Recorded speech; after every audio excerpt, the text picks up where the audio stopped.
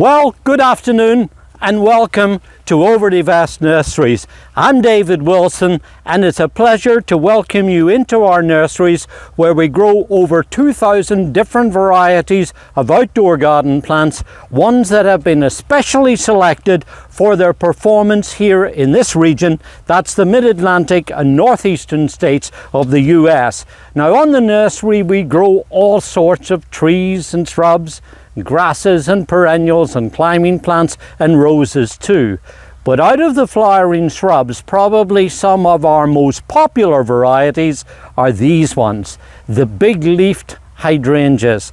And just now in early autumn, as you see, we're getting ready to send out some of the plants to our network of garden centres.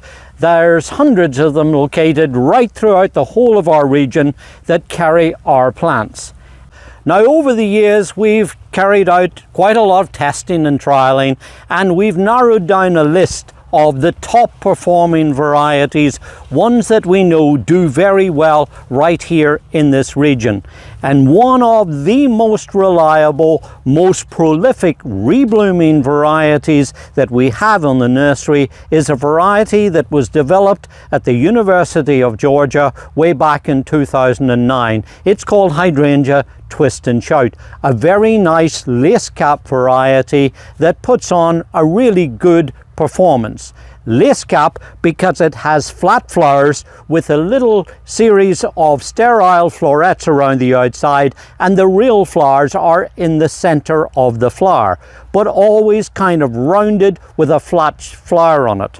Well, now I wanted to take this opportunity today to let you see this variety, because this is a sport that was found in a garden in Connecticut in 2017, and this is a sport of the lace cap variety Twist and Shout, so it inherits all of the qualities that I just mentioned about, but the difference is, as you see, it has these gorgeous big rounded Mophead flowers, and that is really terrific, especially when you look down through and see them in a bed putting on a lovely show with either their blue flowers if they're grown on a soil that is on the acid side of neutral, or pink if they're grown on a limey or a soil that's on the higher pH. That's the incredible thing about hydrangeas. The color of the flower is dictated by the level of the pH in the soil. But the interesting thing about this plant is that it has a very nice rounded habit. It gets to about 3.5, 4, possibly up to about 5 foot high, is very free flowering, carrying lots of flowers around the extremities of the plant. It's hardy throughout our entire region. In fact, it's rated as a Zone 4 plant, and it has the ability to flower very well when most other Mophead hydrangeas flower, and that's of course in early summer. It also reblooms well, puts on plenty of fresh growth and new buds so that it will carry the flowers over an extended period.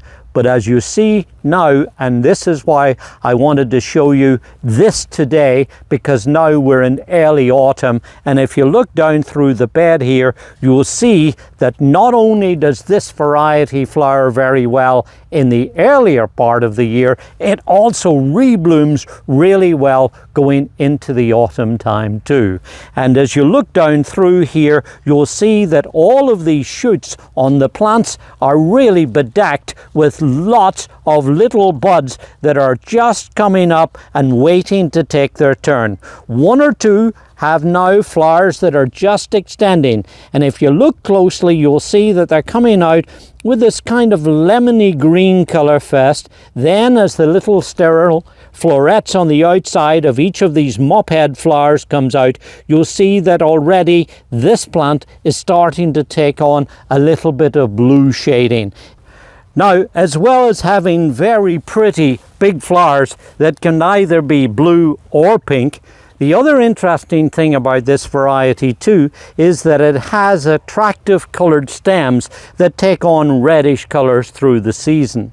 But also the foliage, if you look at it during the earlier part of the growing season, has often got purple tinges on it and then going into the autumn with the cooler weather, you'll see that it actually takes on maroon purple shades as well, just before it goes dormant into the winter time. Now, if you'd like to find out more about how to grow hydrangeas, can I suggest that you take a few moments and scroll through some of the videos that we have elsewhere on this channel. I think there you'll find lots of helpful information. But in a nutshell, if you're wondering how to get off to a good start with this variety, let me tell you a couple of little things that I like to do in my own garden. The first is, when I get the plants home, I water them well. Make sure that they're nice and moist and ready for their planting location. Then when it comes to planting, dig a good generous sized hole, at least one that's twice the width of the pot and perhaps 1.5 times the depth of a pot. Don't skimp on the size of the hole. And also, I like to incorporate plenty of organic matter. Mix it in the base of the hole and in the backfill when you put it around the plant. When you do that, you'll find that that will encourage a nice, strong, vigorous root system that then, once the plant gets established, will lead to lots of this nice, strong, luxuriant growth, which in turn, of course, leads to buds and lots of beautiful flowers. As for siting, they will grow well in either a sunny or partially shaded site. But ideally, if you can find a spot somewhere in your garden that falls into a little bit of shade in the afternoon, that is the absolute perfect site. In nature, they grow in a sunny location. But here in our hot summers, you'll find that the flowers will last longer if they're in a little bit of light partial shade. Also, of course, water them well until they get established. And then if you get any prolonged dry periods, give them some supplemental watering too, and of course also put down a layer of mulch, because that mulch not only helps to keep the soil cool, prevents weeds, but it also helps to retain moisture, which of course will keep them growing on through the drier, demanding, hot, intensive summer periods. All that said, they're really not very difficult to grow, and I think with just a few little tips like those, you should be able to get off to a great start and be able to enjoy lots and lots of gorgeous flowers in your garden. Now, if you're somebody who feels like you always seem to be pushed for time, you'll be happy to hear that these types of hydrangeas, that's the Mophead hydrangeas, generally don't need any pruning. They grow and flower and perform beautifully without any need to do an annual pruning. That said, if you have the time and the inclination and you're feeling a little adventurous and you want to try to be able to concentrate the reblooming into the fall like we're doing here, there is a little trick that we employ so that we get all our plants to be extra bushy and flowering in a concentrated way in the fall. And what that means is that after the first flush goes over, in the earlier part of the summer, usually with us here at the end of June, you go in and remove the old flowers like these that are just starting to take on some of the discoloration and starting to get towards, as you see here, the aged flowers. And with a sharp pair of pruners, it's very easy. You just go in beneath the flower head and you snip off the old flowers. Go all over the plant, but obviously if there's some flowers like this that are just developing, and with this variety and other good reblooming varieties, you're likely to encounter some buds like this that are going to keep coming through.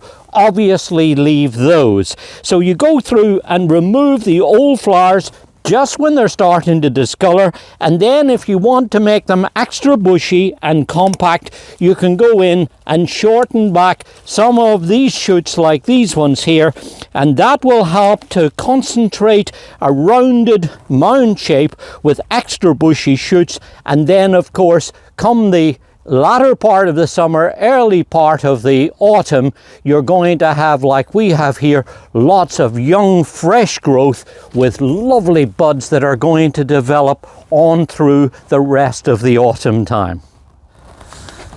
So just to let you see this again, as you see, this is the old flower head here. It's got some of the old florets that are starting to discolor. It's really given its best. It's all finished really at this point. And then if you look in behind, here's the flower head, here's the stem, and here is the joints from where the new buds are going to emerge in the growth. So with a sharp pair of pruners, just follow back behind the old flower head, and here is where there's two nice buds coming out, and with a pair of pruners just snip it off at about that point.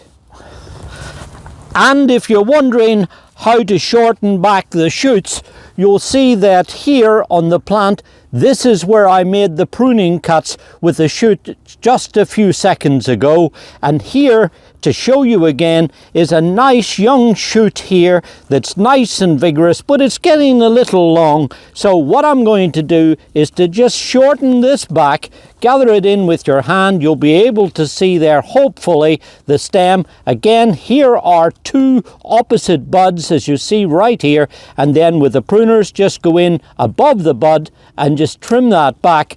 And now, as you see, we've got a really nice compact bushy plant that's set to grow out from these buds, and it's from these buds that the young growth is going to emerge and then set the new flower buds for the autumn time. And now, as you see, I've gone through and shortened back some of the other non-flowering shoots to make them nice and bushy. I'll just trim one or two of the lower ones down here, and that will encourage a nice bushy compact plant that will make all of these young buds that will grow out and then set lots of buds in a concentrated way into the autumn time. Now, just to remind you, this technique works excellently, very good with this variety here, Rock and Roll. It may not work on all of the Mophead varieties, so check with your local garden centre before you tackle an old existing plant. But when you get your Rock and Roll and you have the time and the inclination, you can, as you see, have a beautiful display in the early part of the year, then intermittent display in the middle part of the summer, and then a concentrated rebloom again going into the autumn time. This is David Wilson, and this is Hydrangea Rock and Roll.